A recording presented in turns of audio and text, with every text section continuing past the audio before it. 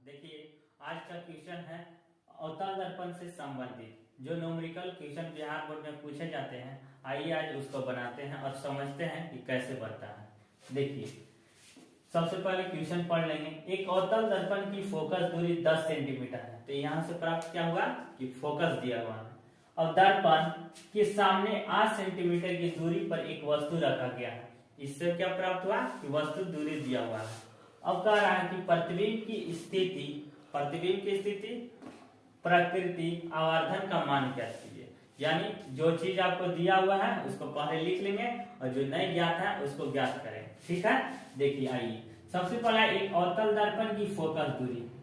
एक अवतल दर्पण बना लेते हैं और उसके बाद समझेंगे अवतल दर्पण की परावर्तक सतह क्या होती है, धासा होता है। देखिए ये ध्रुव होता है। ध्रुव के अगर राइट साइड लेते हैं तो कोई भी वस्तु या प्रतिबिंब प्लस होता है। अगर लेफ्ट साइड रहते हैं, राइट है ही, अगर लेते हैं तो क्या होता है, माइनस होता है।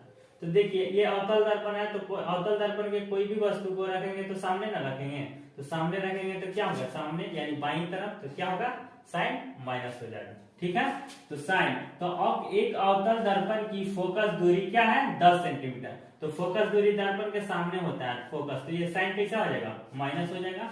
लेफ्ट में तो फोकस दूरी क्या हो जाएगा, -10 सेंटीमीटर।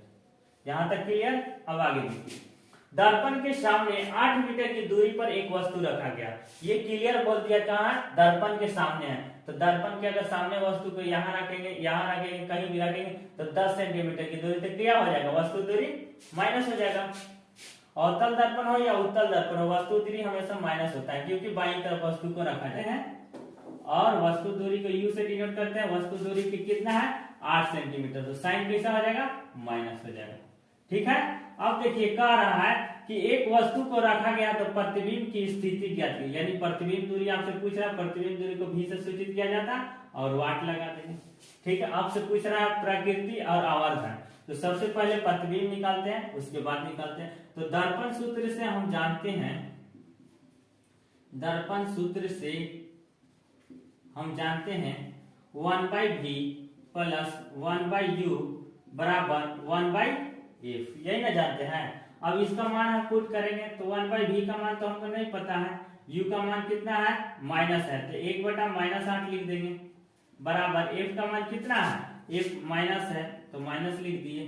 ठीक है, अब देखिए 1/v है, बराबर करेंगे, बराबर में क्या है 1/-10 है ना। अब देखिए ये 1/-8 है, इक्वल के लेफ्ट साइड है, अगर राइट साइड जाता है तो क्या साइन चेंज हो जाएगा। तो साइन चेंज कर देंगे ना यहाँ, तो कितना हो जाएगा 1/+8 हो जाएगा ना। अब आगे देखिए 1/v बराबर क्या करेंगे आप, 8 और 10 का एलसीएम लेंगे। 8 और 10 का एलसीएम हम यहाँ पे ले लेते हैं। मान लीजिए 8 × 40 और 10 × 40 दोनों कट रहा है, तो ले लेते हैं 40। अब देखिए 40 ले लिया एलसीएम और 10 से इसको भाग देंगे, क्या 10 × 40 और -4 आएगा, और प्लस है तो प्लस लिखेंगे। अब 8 से 40 में भाग देंगे तो 8 × 40 और 1 में गुना करेंगे, 5 × 5। 1/v बराबर हो जाएगा प्लस माइनस माइनस, लेकिन बड़ा साइन का बड़ा जो होता है ना उसी का साइन लिखा जाता है। तो प्लस माइनस माइनस तो होगा, कितना हो जाएगा 1, तो प्लस बड़ा साइन किसका है, +5 का, तो 40 लिख दो। यहां तक समझ गए होंगे आसानी से। अब आ देखिए v का मान, तो v का मान निकालेंगे ना तो इसका मान पलट जाएगा क्योंकि क्रॉस मल्टीप्लाई होगा तो मान पलट जाएगा ना। तो डायरेक्ट हम लिख सकते हैं +40 लिख सकते हैं, 40/1 हो जाएगा तो सिर्फ 40 लिख दिए। कोई दिक्कत नहीं, कोई दिक्कत नहीं ना। अब देखिए चूंकि हम बताए हैं कि वस्तु प्रतिबिंब दूरी क्या है, प्रतिबिंब की स्थिति, तो प्रतिबिंब प्लस में ना रहा है, तो अगर प्लस में रहेगा यहाँ पे देखिए अब प्लस में है तो दर्पण के क्या बनेगा, पीछे बनेगा कि नहीं। अरे भाई यहाँ पे हम ना बताए हैं आपको कि अगर राइट साइड रहेगा तो प्लस, लेफ्ट साइड रहेगा तो माइनस। तो बताइए यहाँ पे प्लस आया है, प्रतिबिंब दूरी आया है कि नहीं आया। तो यहाँ राइट साइड अगर लेंगे तो प्लस है, तो प्रतिबिंब दूरी दर्पण के पीछे ना बन रहा है, हाँ पीछे बन रहा है। तो प्रतिबिंब को क्या दर्पण के पीछे बनेगा, प्रतिबिंब कैसा बनेगा, प्रतिबिंब दर्पण के पीछे बनेगा।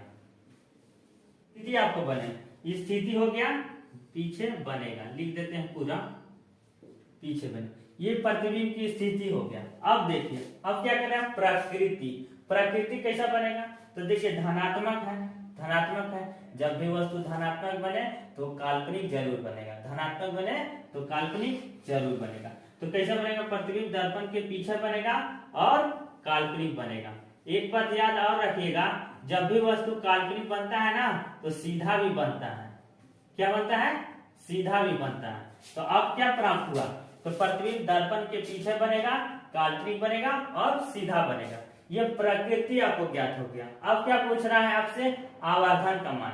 तो आवर्धन को अब निकालेंगे, आइए देखते हैं। देखिए आवर्धन बराबर होता है, आवर्धन को एम से सूचित किया जाता है। आवर्धन बराबर minus v by you. v क्या है, प्रतिबिंब दूरी है, u क्या है, वस्तु दूरी है। अब v का मान रख देंगे, v का मान कितना यहाँ है, 40 है, तो 40 यहाँ पे लिखेंगे, तो माइनस भी है ना, तो माइनस 40। साइन लगा हुआ था इसमें माइनस सूत्र में, इसलिए माइनस लगाए। u का मान कितना है, u का मान हमको यहाँ पता चलेगा माइनस 8 है, तो माइनस 8 लिख दिए। अब देखिए ये माइनस कट जाएगा, काट दिए, ठीक ना। अब काट दिए, अब 8 के पावर क्या, 8 से भाग देंगे 40 में, तो 8 बचे 40। तो क्या होगा, तो प्रतिबिंब जो होता है इससे कितना गुना, आवर्धन क्या कितना गुना, वस्तु से ये 5 गुना बनेगा। आवर्धन क्या निकला, वस्तु से 5 गुना निकलेगा। तो आवर्धन यहाँ पे लिखेंगे +5 है m का मान, तो हम लिखेंगे वस्तु से, बस खाली ऐसे ही लिख देते हैं, 5 गुना बनेगा, 5 गुना बनेगा। आवर्धन पता चला गया, पता चल गया कि क्या पूछ रहा है। इतना ही तो आपको निकालना था, बाकी सब तो क्लियर है, इतना निकालना था। आवर्धन तो आपको बता दिए कि आवर्धन 5 गुना निकलेगा। ठीक है दोस्तों, वीडियो अगर अच्छा लगे तो लाइक कीजिए, कमेंट कीजिए, शेयर कीजिए।